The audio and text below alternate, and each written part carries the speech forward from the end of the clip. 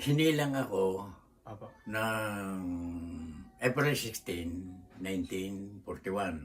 Po. Sa edad kong 84, ay hindi ko kalaing magkaanak ng 13. Pero in mga 13 ngayon yan, ay binuhay ko sa pamamagitan ng sikap, pagpapagod, pagpapawis. Gusto ko, may pangarap ako sa buhay na talagang gusto kong maganda ang buhay namin, na ako'y magkaanak.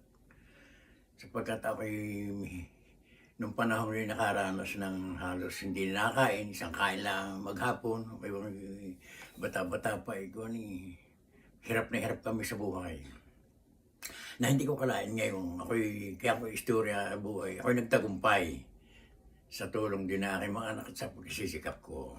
Kaya ako'y tinulungan din ako ng Diyos.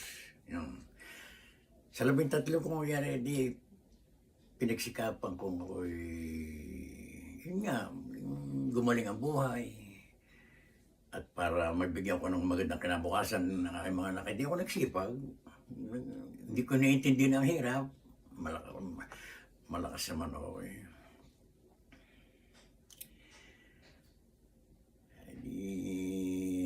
Saan